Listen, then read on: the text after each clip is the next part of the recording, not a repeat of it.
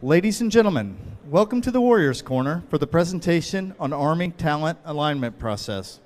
Today's speakers will be Major General JPMcGee, Director, Army Talent Management Task Force, Colonel Michael Kuzara, Army Talent Alignment Process Lead, and Major Chad Henderson, AIM Integrator.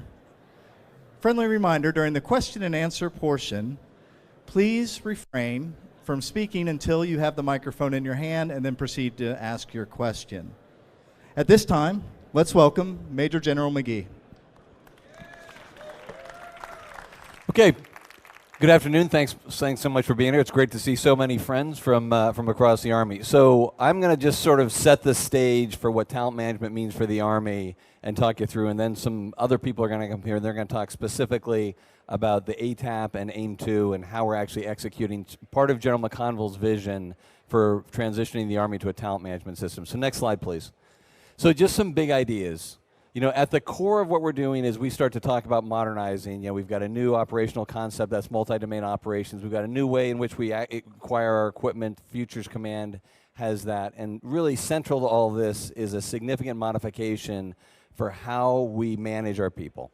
And at its core is we're moving from the industrial age processes that we've had established for the management of our people, really encapsulated in two pieces of legislation, the 1947 Officer Personnel Act and the 1980 Defense Officer Personnel Management Act, which really defined how we manage our officer corps. And those pieces of legislation were really based on this industrial-based model. And so what does an industrial-based model do? An industrial age model says that what an institution needs to do is bring people in, get them to a minimum acceptable level of competence, and then effectively you can put them anywhere across the organization because an infantry captain equals an infantry captain, a signal captain is equal to signal captain. You can put them anywhere across the Army, and that's really all you need to do as an institution. It's a sort of a simplification. You also apply onto this conveyor belt system for how people are going to be promoted so that you've got these very clear established career paths that have very little to no flexibility. I like to point out that the career map that I was given when I graduated from West Point in 1990 effectively predicted every promotion gate I would hit within about 10 months of each other for the entire time I've been in the Army now for 29 years. So an information age system says something different. It says it brings in people and it understands that there is a uniqueness to them, and then it applies that unique understanding of their talents, which we define as the intersection of knowledge, skills, behaviors, and preferences, to work their development as an officer and then in their employment in terms of where they can most contribute to the Army's mission. And it's a recognition that not everybody is going to have the same skill sets. And as an institution, part of that is to figure that out for their development and then their employment to assist where they are. It's a recognition that this, you know, within an infantry captain rank, you may have someone who's going to be a great advisor and someone who's going to be a great company commander, and those don't have to be the same two people. And we can figure that out and then use them in the best possible way. So what we've been told as the Army Talent Management Task Force is to take small subgroups of the officer population, do pilots and prototypes to figure out if some of these changes that we're trying to enact are worth to bring to the entire force, and then as soon as we test their validity and see that it's going to be helpful, then to apply it rapidly across the entire officer corps. We view this as a first step to being able to do this to the non-commissioned officer corps and then eventually transition this to our civilian workforce in terms of these practices. So specifically for the ATAP, this has started with other smaller cycles within HRC, and as we're opening this up right now, that means about 13,000 officers in the active duty will have their assignments controlled and where they're going to go next summer through this ATAP process, which really opens up visibility for individual officers to be able to see all the assignments that are open, and then allows units down the brigade level to have a hiring authority and see all the people that they have and then pick their own teams and bring them in. We're going to have some other people talk about that with a lot more detail. But that's really the core, and it starts getting to these issues of having more preference, more transparency, and a lot more openness about how we manage the officer corps. It also helps us with the second piece, which is getting that granular level of knowledge about the knowledge, skills, behaviors, and preferences of our officer corps. The Army right now really doesn't run how we manage our officer corps with a whole lot of granular information. And so we continue to run them, as the chief will talk about, with very few variables. And so what we do when we start establishing the ATAP process and empower it with AIM2 is we have a central repository for units to describe their positions and what are the knowledge, skills, behaviors they want to have them. And then individuals describe themselves much more robustly. So now we have a database of all the skill sets that are identified, within our officer corps, so we can help with the management of that. It's a big change and a big step forward in us moving forward from where we are right now, which is really data poor about our people, to data rich, and we can use that to make much better decisions on an individual level to the institutional level for how we manage our people and specifically our officer corps today. The guidance from the chief and the secretary to our task force has been very clear. Don't do changes on the margin. Our mission is to go for the 10x change, not the 10% change. They have told us to be bold and aggressive and rapid in terms of driving these changes and not to try to sort of tweak things on the margins. It's not about making the current system better. It's about making a new and significantly better system for the Army so we can remain competitive for future fights. Okay? And the other piece of this is as we do these changes, we're going to change some of the cultural norms that officers, that have been in the Army as long as I have in terms of how they're managed. But it's really, a lot of the things we're going to talk about doing are things that we used to do as an Army that we just haven't done in the last 20 or 30 years. So we talk about changing the Army culture. I don't think we're going to change the Army culture. The core values of the Army are going to stay the same. We're going to continue to embrace the same series of values, and our mission is going to remain the same. But what is going to change are some of the cultural norms that are going to have to change over time. And why is this change important? This change is important, most importantly, for us to be able to remain competitive against near-peer threats. Okay, so when you start looking at near-peer threats, they start to close the gap in terms of things that we have traditionally had at advantages when we have gone to war. So the size of our population is now being eclipsed by some of our near-peer threats. The size of our economy is about to be eclipsed by some of our near-peer threats. And the technological gap is quickly getting smaller and smaller. So we as a nation need to take advantage of those things that are uniquely special about us and where we have a strategic advantage, and that's within our people. And you don't get the most out of your people by using sort of antiquated practices in terms of their management. And so what we really are implicitly and explicitly recognizing is that the Army is engaged right now in a war for talent to keep the most talented elements within our Army so we can remain competitive against near-peer competitors in the future. And it's a really exciting mission for us all to have, because that's really what it is at its core. The other piece of this, and I saw this at Army Cyber really very decisively, is that we are experiencing a significant amount of technological change in the world around you. Just think of where you were 20 years ago. I mean, you didn't even have an iPhone. You never even heard of that term. And how technology is rapidly changing all of our lives. You can't adapt the Army quick enough to those technological changes with antiquated ways of dealing with your people. And so we've got to have this agile system that allows us to fold in these new technologies as they develop so we can remain competitive in these areas that are going to start to define what ground combat looks like within the future. And then the final piece is there's really a changing generational norm across America in terms of what people want to have from employment. So the idea of dual income families is much more prevalent today. 67% of Americans in some form have dual incomes. There's a lot more stress put on education of children and quality of high schools and all of these different things that families want to be able to control. You don't get that with a system that really that continues to drive them to do things that doesn't take their preferences into account. And increasingly, we're concerned it's going to drive out some of the most talented of our officers, because the simple fact is, if you're a highly talented officer, you have a higher number of options than if you're not. And so how we build that flexibility to have that individual preference and some flexibility within the management of an officer's career is, I think, really important for us to retain our most talented. Next slide. So this is our sort of one-slider to talk about how we're trying to run these changes, and I'll walk through this very quickly because I know you want to talk about ATAP. But the Army is a gigantic organization, and so how do we move from one to the other?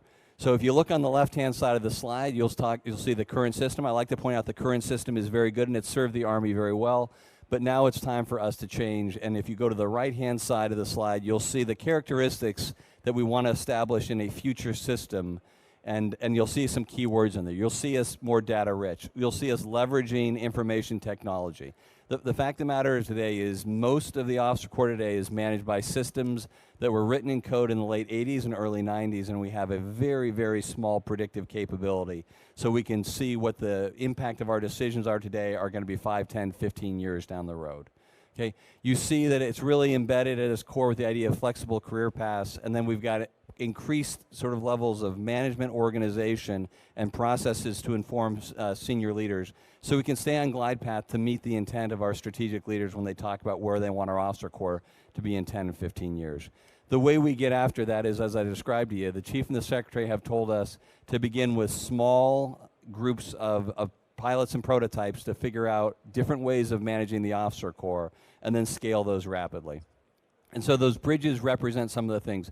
The first one I won't talk about much, but that's the Army talent alignment process. That's this new method of how we're going to assign officers, and that's time now, starting this week, as we start giving officers increased preferences, increased transparencies, and we've pushed a hiring authority down to the brigade level as opposed to keeping it centralized at Human Resources Command. The next way we do this is by establishing a culture of assessments across an officer's career. So we bring in increased data to be able to see the officers and best develop their skills and then employ them over time. So right now our system is heavily weighed in favor of evaluations, right? So that's what your boss and your boss's boss thinks of you as an officer. Assessments are an objective lens for us to look at someone and start comparing cohorts within the officer corps against each other, against known standards. I like to point out that the one assessment we're all very familiar with within the Army is the APFT. Okay, so every 6 months as an active duty officer, you're going to take, you have to do 2 minutes of push-ups, 2 minutes of sit-ups, and you're going to have to do a 2-mile run. And we then start to train ourselves to be ready for this. And as we start building in these assessments, we're going to get more information about our officer corps in terms of where their strengths and weaknesses lie. And then we're also going to see an uptick in terms of performance on these things that we choose to measure. So one of the things we're going to measure for whether you're going to become a battalion commander or not is your writing skills. I guarantee you will start to see officers become more concerned about how they write as an officer. And so you're going to see a qualitative uplift in the officer corps because we're determining a new series of assessments to add into that. Talk a little bit about flexible career paths. We now have the authority to have officers opt out of up to 2 years of a promotion board in order to give some flexibility, and we just view this as a first step towards a much wider group of flexible options we can offer to an officer. And then finally, promotions and selections. The chief talked about it today at the luncheon. Really, our major focus has been on looking at how we pick battalion commanders within the Army. And as the chief said today at lunch, does it make any sense to have an Army where you run a Ranger private through a more rigorous assessment program than you do a battalion commander? And so starting in January, we're going to have about 830 candidates from across the Army for battalion command report to Fort Knox, staggered over a number of days, and they're going to run through a 5-day assessment program for us to determine who are the right candidates for them to be able to go into battalion command. We are still going to take considerations from the past. Their record of performance in the past is still going to be carried forward with them. It's going to be the largest single factor in terms of determining who goes into battalion command, but we're going to bring a lot of other relevant information in to make that decision. So that's down and dirty, and then that's sort of the context under which we are starting to bring forward the ATAP. So I'll turn it over to Colonel Michael Kuzara, who's been our lead for that. Thank you, sir. Good afternoon, ladies and gentlemen. I'm Colonel Michael Kuzara. Next slide, please. It's my pleasure to talk about ATAP with you over the next few minutes. ATAP, or the Army Talent Alignment Process, also known as the Regulated Marketplace, is our new assignment system. And these are the principles of ATAP. These are based on senior leader guidances, and they provide a benchmark for everything that we do in the new assignment process, the marketplace. Some of these are aspirational right now, and some are in effect as we speak. But regardless, they provide a path for when we make refinements to the process. You can see 1, 2, and 4 pretty much dictate who's in the market, the breadth of coverage of ATAP. And the bottom line is everyone is. Every officer is in ATAP, every unit is in ATAP, every assignment is filled through ATAP. Recently, Chief Staff of the Army provided guidance to double down on that and to hurry the execution of that. In conjunction with that, we've included COMO. All colonels are now in the marketplace. White House assignments are moving into the marketplace, at least for visibility. OSD jobs are in the marketplace. Joint staff jobs are moving into the marketplace. So that's 1, 2, and 4. What drives the market is readiness, professional development, and the needs of the Army. That has not changed. So those are 3 and 5. They determine which jobs will be filled. That's based on readiness. They determine who can fill which jobs. Those are the eligibility requirements for which market you as a moving officer will be in. And then our guidance has been very clear from the senior leaders. We're to take our hands off the steering wheel. The idea here really is for this to work in a very decentralized way, and HRC OPMD is really only to step in when there's a market failure. So we're going to see increased transparency and increased choices both for officers and for units, and those decisions are going to happen out in the field. We're moving towards a system that incentivizes officer participation and data sharing and only regulates when necessary. Next slide, please. So what is ATAP? ATAP is basically a decentralized, regulated, marketplace-style hiring system. It aligns officers with assignments based on preferences. Those preferences are based on the knowledge, skills, and behaviors unique to that officer and required by that unit for that individual job. We've broken the ATAP market into 3 phases. You can see those in the blue boxes. Set the conditions for the market, execute the market, and clear the market. Along the bottom, you can see the current summer 2020 cycle timeline. And right now, we are somewhere at the beginning of executing the market. But you can see the timeline is long. It requires units to do some thinking up front. And so we'll go through these quickly here. Set the conditions for the market. I think it's very fair to say that not too much has changed here. This is really driven by readiness, and that's the key. The officers who need to move are still identified by HRC based on professional development guidelines, right? You finish a key and developmental job, it's time for you to move. HRC lets you know that. Likewise, the vacancies go through the same validation process that they do now. Units fill out a MR, and based on ACMG and Army Senior Leader guidance, HRC validates those positions. Every position will have someone in it. Okay, so we are not going to have only speechwriters. The market is not going to lead to that sort of chaos. What is HRC doing during setting the conditions for the market? Well, they're creating market views, really. And those are what I would call sub-markets. But really, there's just one big market. There are market views based on your branch and your rank. For example, the infantry captain's market or the logistics major's market. So we have about 171 different market views. So when we talk about ATAP, it's more complex than just one look. The set the conditions for the market ends after the DRL is published, and then we go into the execute the marketplace. We are in that phase right now for the summer 20 movement cycle. Market open 1 October and will close on 27 November. The key here really is for officers to be filling out their resumes, identifying and self-professing their knowledge, skills, and behaviors, units to be identifying what they're looking for, and then 2 months of market interaction where you're interviewing with the job that you want. You're contacting incumbents, so forth. That's what's happening here, market interaction. We're asking each and every officer to list from 1 to N, to prefer from 1 to N, all of the assignments in their market view. The average is about 80. So you would have my #1 choice all the way down to my 80th choice.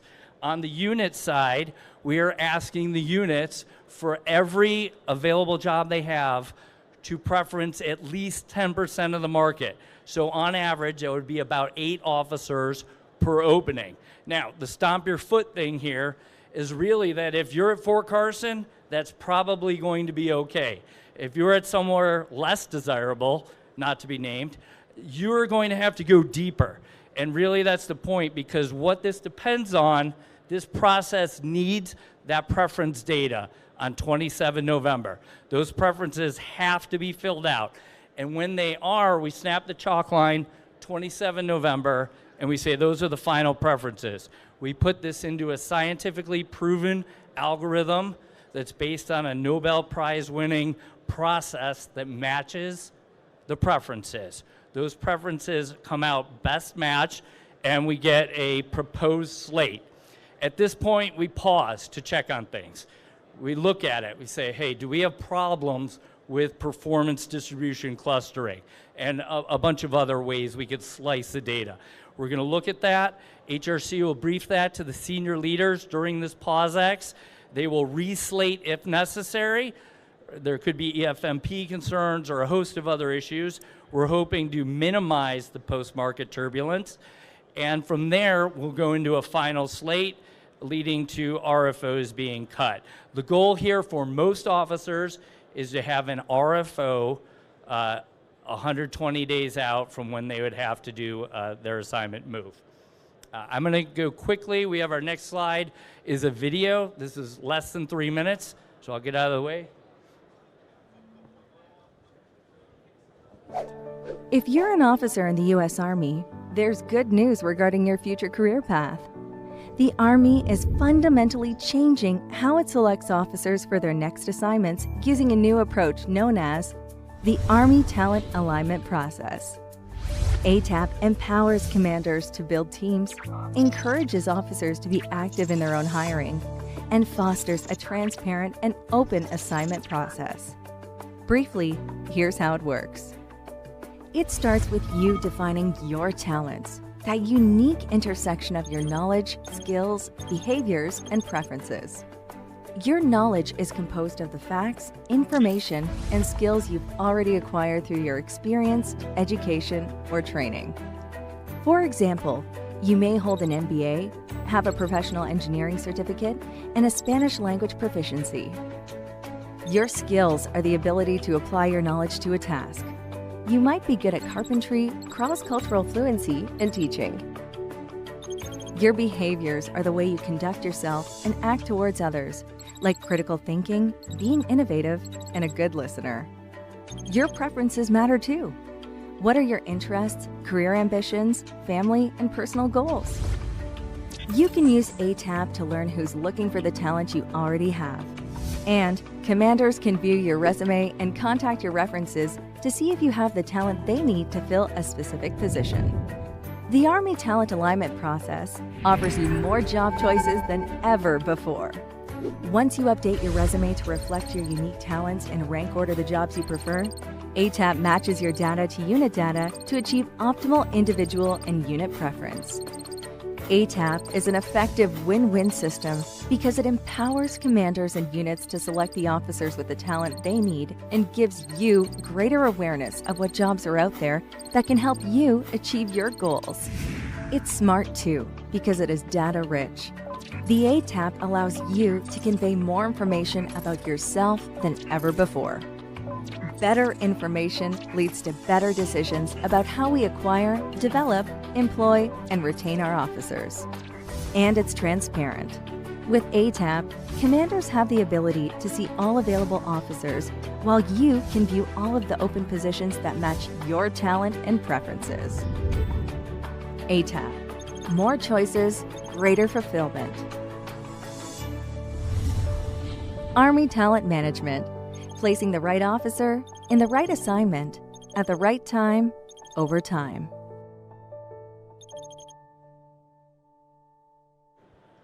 Okay, next slide, please. Okay, so what do we get from ATAP? Well, we get some wins on the officer side. Every officer is going to have a better view of the system. They're going to understand why they did or did not get a particular job. Also, they're going to see every job for which they are eligible. So they're, instead of the handful that you're used to seeing, you need to get used to saying, yay, I got my 37th choice, because that would be a good thing. because there are some markets that have 700 jobs in them.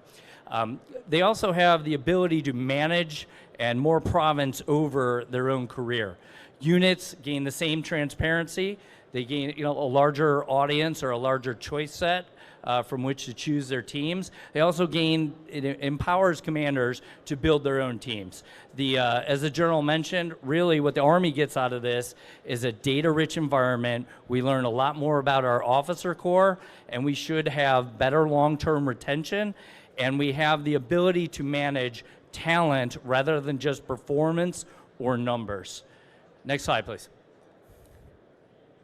So there is some work involved here, especially for our hiring authorities, which are generally at about the brigade level, our DMSLs.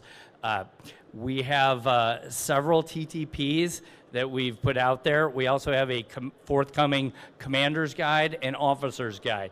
We would encourage those hiring authorities to leverage the knowledge that is in their formations. Have your logistician help you choose and preference logisticians, and so forth. We have a whole host of things. I'll go to the next slide, please.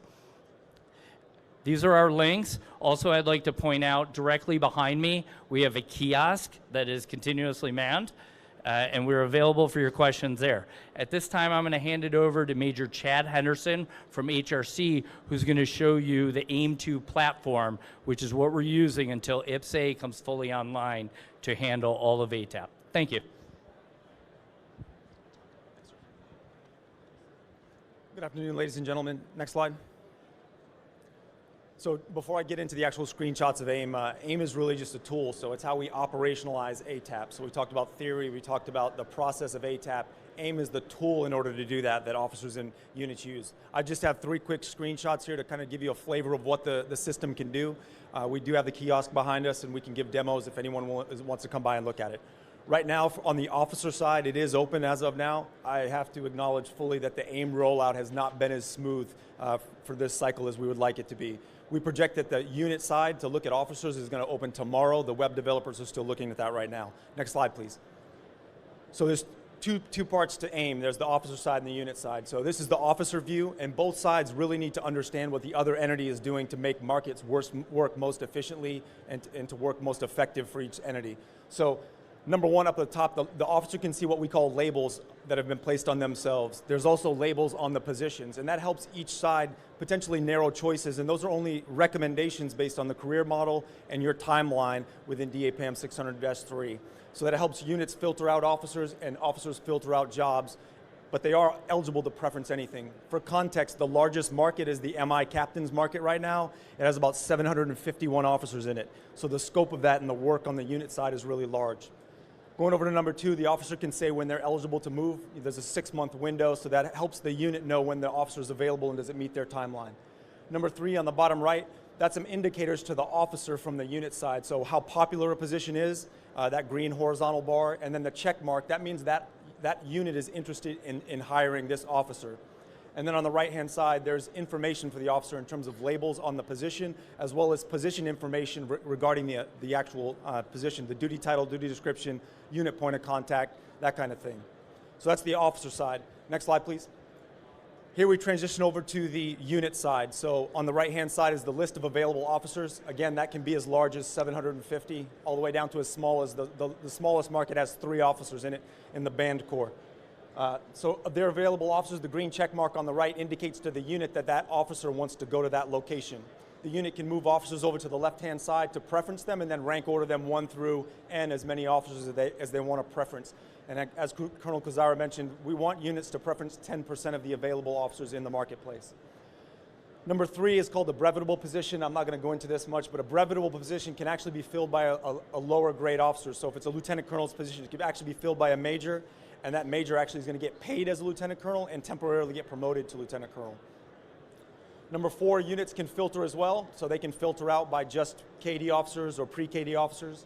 And then number 5, they can actually do a keyword search on the resume, or they can filter out by a skill set. So if you want to only look at airborne qualified officers, you could filter out just airborne qualified officers as well.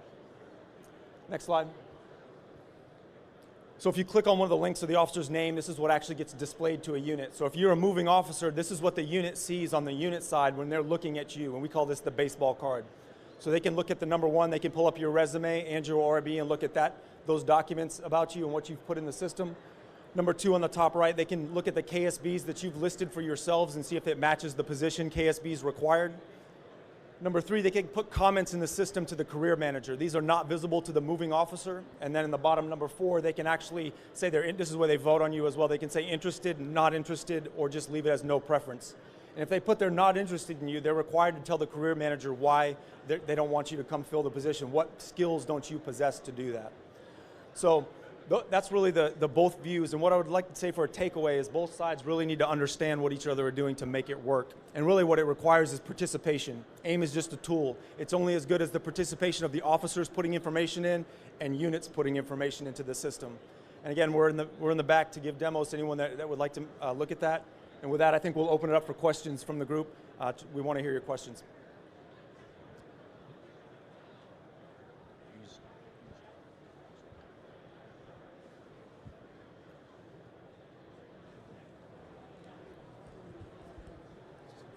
Who do you see as the primary customer in your market? Is it the officer or is it the units or the commander? I'm sorry, I didn't hear. Who's the primary customer in your market? The primary customer. So the way the algorithm works, it's actually slightly prefers the officer's preference. So they go first, then the unit accepts them, breaks ties, etc.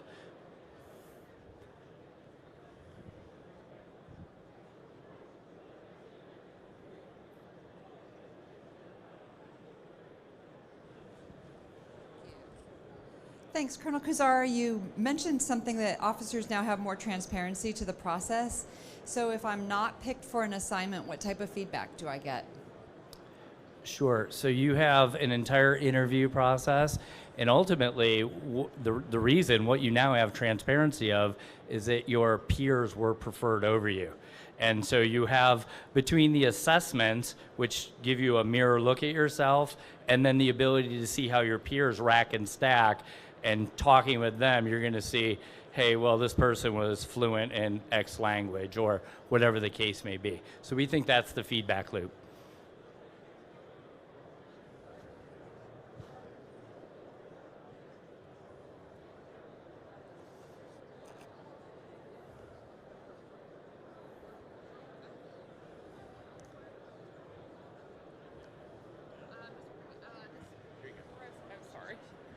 Oh Lord, this process, how, if anything, will it impact recruiting of new officers? So I think all of the talent management principles and initiatives will increase recruiting. Things like brevet promotions, direct commissions, career flexibility, the ability to have more preference and province over your choices, and a larger choice set are all, variables that are highly sellable. The question is, there are potential downsides for this, aside for this assessment?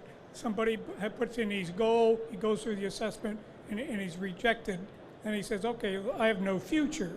Is there a possibility that some officers who may be talented and capable have given a negative single and will opt out? I got this one. So, so the question you're asking is one that comes up frequently, and I think what you're at the core of what you're asking is, are we going to have these assessments that are effectively like, if you don't get above a certain threshold, you're sort of dead-ended as an officer? And that's not the intent of this. What the intent of this is to bring in additional information. And so, much like in other fields, what we're trying to see is how you do on certain assessments, how you do in performance in terms of duties, how you bring the totality of your sort of skills to bear. And so I don't think we're not envisioning like there's sort of a test where it's the end of your career because you don't do, so you haven't passed through a filter. That's not what we're trying to do is gather the information so we can figure out where you can best fit and contribute to the mission of the Army. And if I could dovetail on that, there's an entire initiative that we haven't even discussed on career counseling and career coaching that takes that very important role that your current assignment officer does with mentoring you and, hey, I see you here, this is how we both see you. And this career coach would step into those shoes, step into that role. And if I could just add one more add-on to the add-on. I mean, I think it's important for you to understand just the simple math of how we manage the officer corps and the active duty, the active Army. So every year the Army commissions 5,000 active duty officers. At year 11, we need to promote 2,150 majors. So in that 11-year period, we need, through either natural attrition or our own selection, to get rid of about 56% of the officer corps. So the question becomes, what is that sort of 45% or so that we want to retain? What are those knowledge, skills, behaviors that we want to keep within our force so they can contribute to the mission over time? And how can we better see that so we can do force shaping things to make sure that the officer corps that we retain at the major level and beyond have the right knowledge, skills, and behaviors? And I think assessments help us see that more clearly in terms of what we're trying to do. Dave? Thanks. You mentioned an interview process, so I've got a two-part question. How much time does a unit have to take and review all of their data and then respond with their list? That's number one.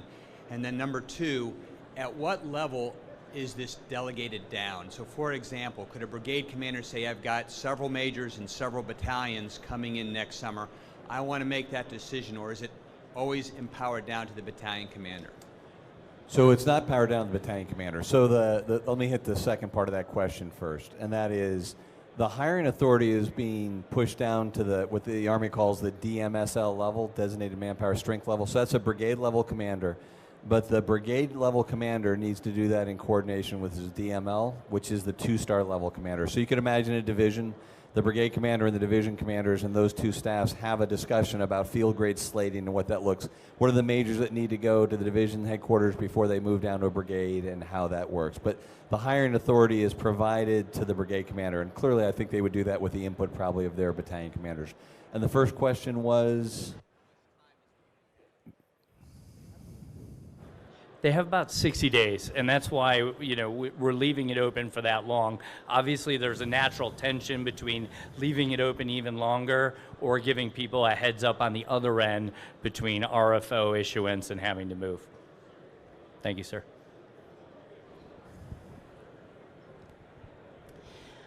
Louisa Jaffe from TAPE. My question is, will there be any kind of ability for the talent management system to recommend training choices to people who want to advance towards a goal, and will there be any kind of link to that? I think I can hit that. So when we start talking about building a culture of assessments within the career of an officer, what we talk about is in the first period, so let me just back up. So if you talk about assessments, they talk about assessments being used for development. They talk about assessments being used diagnostically, and they talk about assessments being used predictively. And roughly what we're proposing is for the first, let's say, 10 years of an officer, those assessments are brought in really to help the development of the officer. Hey, Captain Smith, you've got some issues here you need to work on if you want to be equal with your peers. And then also collectively we can use that diagnostically. So we know that transportation corps captains are particularly weak in a field, so they can start tailoring their professional military education to work on those sort of weaknesses so they get a collective uplift. But as you become more senior in the Army, then we start folding that information in to make decisions about what jobs they should do and where they should perform. So there's a little bit of combination, but we see throughout that entire time there's a developmental piece that helps the officer see themselves a little bit better, and then maybe realize where they're a better fit for different sorts of positions. We have time for one more quick question. We're getting, before the music comes on.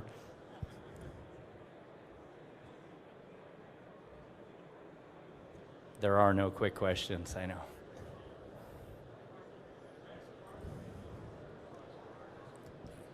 For the brevetable positions, are those, so if you're a captain, are those available and that's brevetable to major? So captains can see the brevetable to, or the brevet promotion potentials for major in their population? Is that how that will work for the brevet positions? That's correct. So a captain would be eligible in 2 markets and be able to see those assignments at the higher grade within their market view, so in their branch. So Congress gave us the authorizations to do 770 brevet promotions.